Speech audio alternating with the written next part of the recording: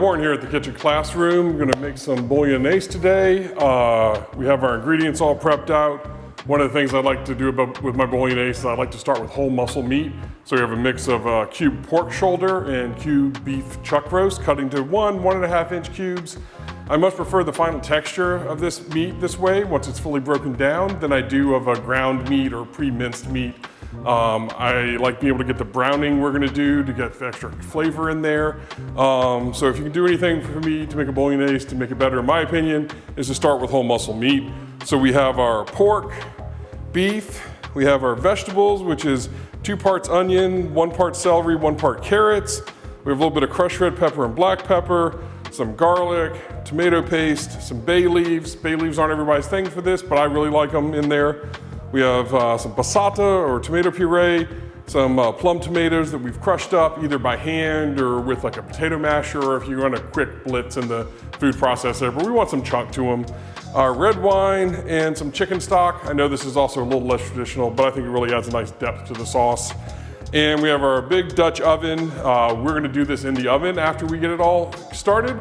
I think it makes it nice easy. You don't have to mind it as much as you do if you had it on the stovetop. And so we're gonna start out with some olive oil, nice coating for the bottom there. I'm gonna give that 30, 40 seconds to get hot. You're gonna see a little shimmering, a little hint of a smoke. And we're gonna start out with our pork. Our pork has a lot more fat in it. Turn that up a little bit. And so we're gonna let the fat render out of the pork, which will help cook the beef as well. No seasoning at this point. We're gonna have plenty of salt and seasoning as we go along, but it's not gonna help the meat brown per se, so we're just gonna have it in there as it is.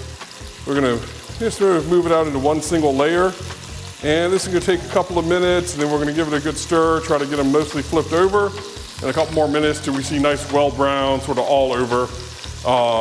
We then remove the pork. We have a little strainer basket here, which is nice, and a bowl. And then we'll brown off the beef. Now, if you had some giant pot, you could brown it all off at once. But this is a 7-quart pot, so it's about as big as most people would have. So we're gonna do it in batches so we can get good browning and not just steam or stew the meat this early on.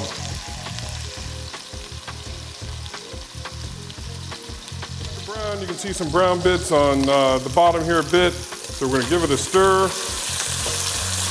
If anything sticks, you can try to scrape it up a bit. We're gonna get it all off at some point.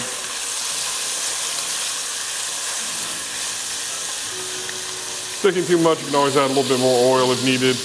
But now that the fat's starting to come out of the pork, it should stick a little less. But we also want that fond to form, get that caramelization, because it's just adding to the flavor as we go.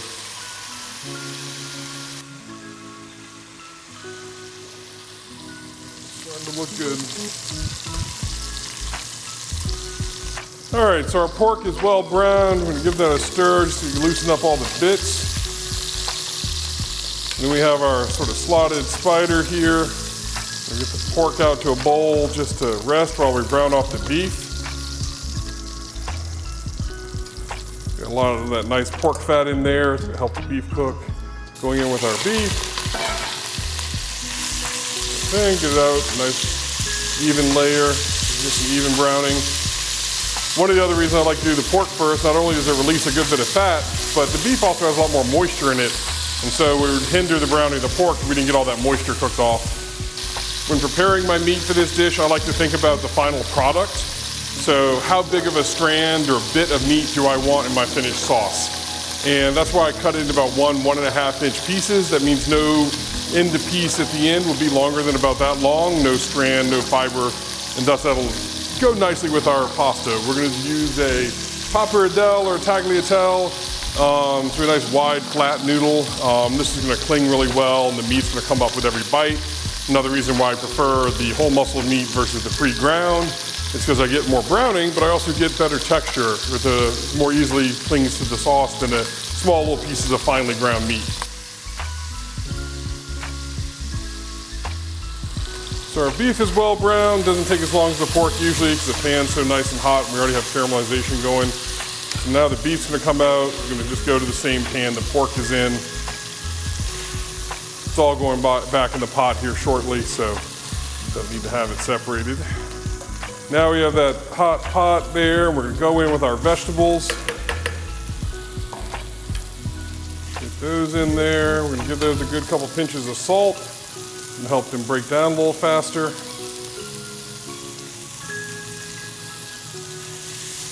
And we're going to use the vegetables and the moisture coming out of them to help start deglazing this pan, getting all this brown bits up, all our fond.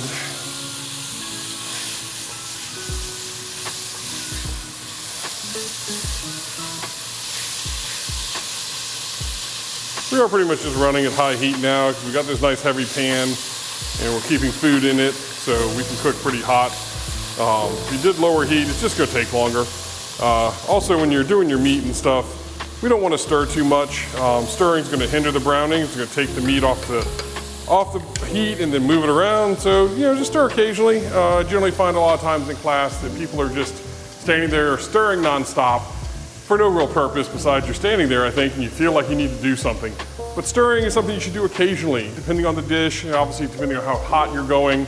But food cooks faster and gets better browning if it doesn't get moved around all the time.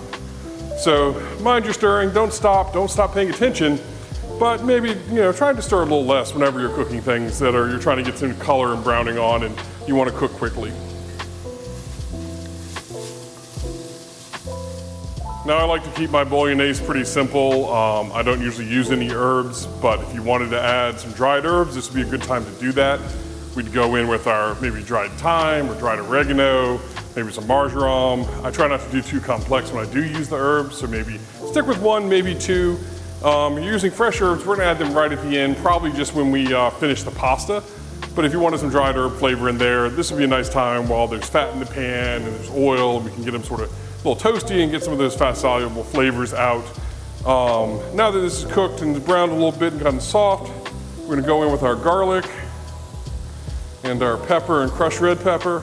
Not trying to make this spicy, just trying to help round out the flavor profile. A little background tingle, but not spicy. You can always use less or not use it if it's a little too hot for you. I'm gonna give that about a minute. Start to saute and get heat on it. Now we're gonna go in with our tomato paste. Let that get a little direct heat, get a little caramelization, a little browning on the tomato paste. Help to add to the richness and the flavor. Now we're gonna add a little bit of our stock, not all of it. This is just to help deglaze.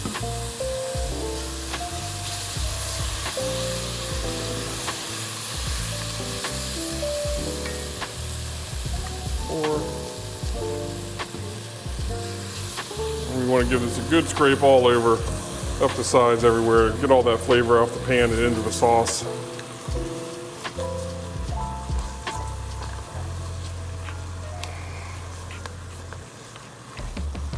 See on the bottom here, the pan's pretty much clean. You can see the white as you scrape the sauce away.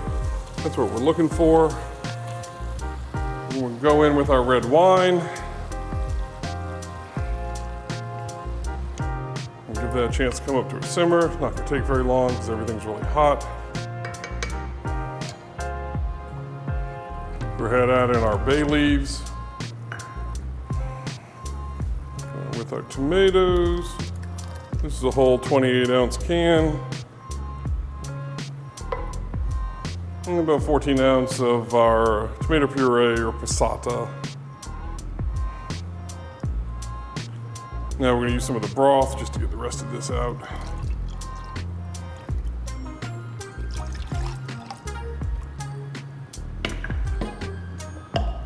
Same thing with our tomato can.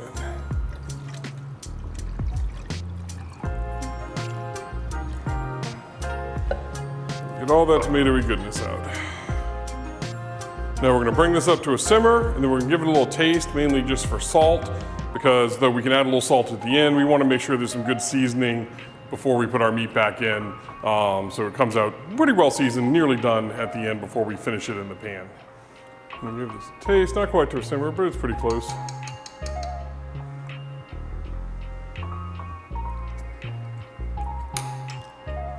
Flavor's good, definitely need another good pinch or two of salt.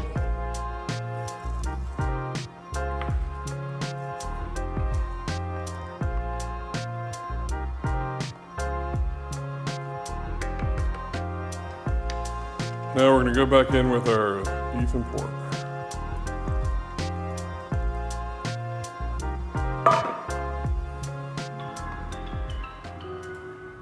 Now what I like to do is take a piece of parchment. We don't want to use foil in this because of the acid in tomatoes would eat through the foil. And we're going to get our lid.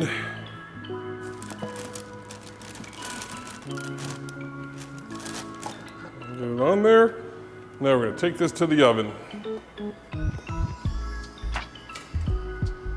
Our oven is set at 300 degrees.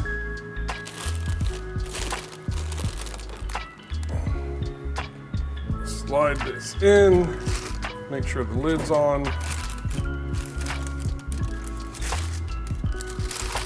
And put it away to sleep.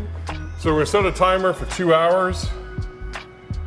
This is gonna take 3 hours, but I wanna set it at 2 hours so I can open up, check, and see where we are related to moisture.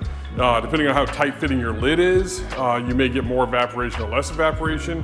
What we don't want to do is let it go all the way to the 3 hours, having excess evaporation and have a dry or potentially burnt dish at the end. So about 2 hours is a great time to check it. And if you need to add a little more stock or water to get it a little more hydrated so it doesn't get dried out, that's the time to do it.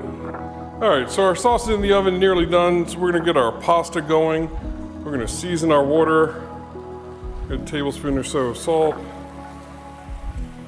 then we're going in with our pappardelle.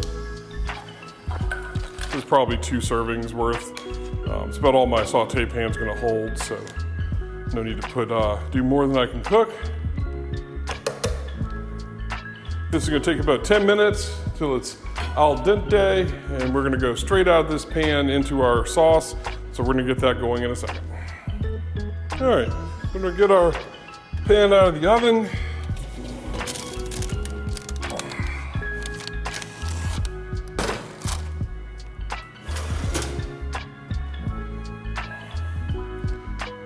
Our lid comes off. Parchment. Now we have our thick, rich sauce.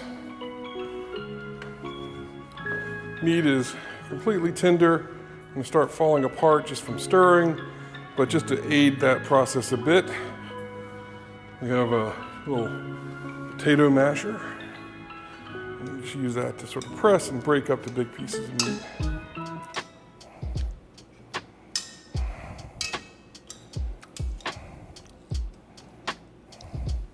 While we're doing that, we can grab our bay leaves out.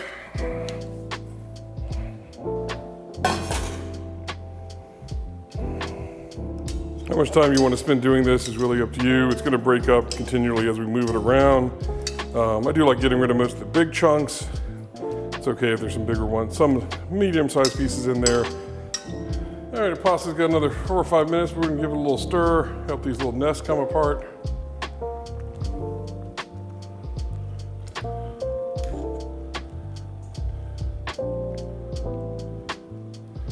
And we're going to finish our sauce and get it ready for the pasta. We want our pasta to come straight out of the boiling water into the sauce. So we're gonna get that sauce ready, give it plenty of time to finish up. Sort of low, medium heat. If we need to add a little water to the sauce, we will. Probably like 3 good spoonfuls.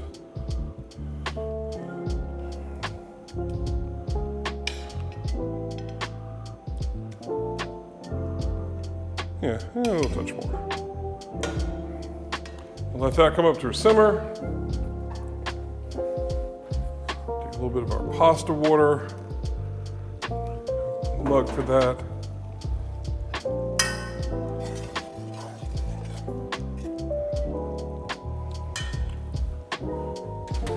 Now this is out, we're gonna give this a taste.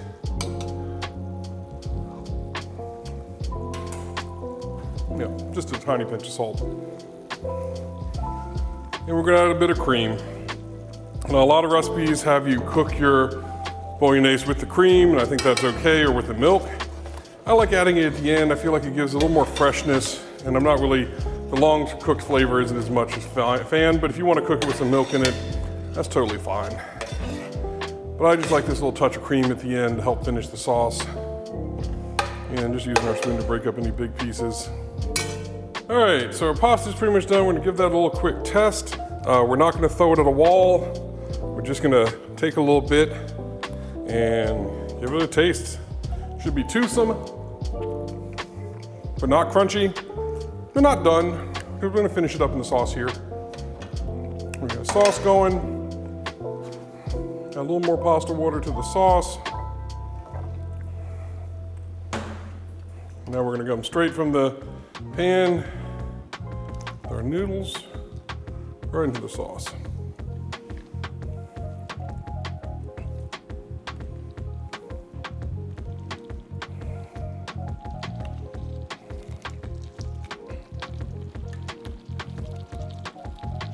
Now everybody is going to tell you some way, but for me, al dente, and that is a sort of overused term, though it is often accurate, is we have a tendency in the US historically or classically to cook our pasta and then put sauce on top of it.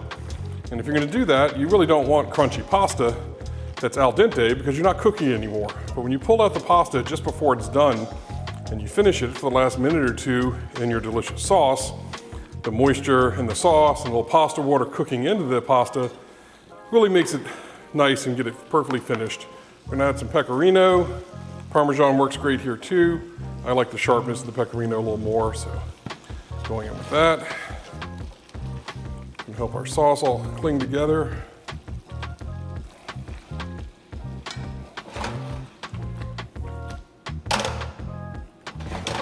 About 30 seconds and we're gonna be ready to serve.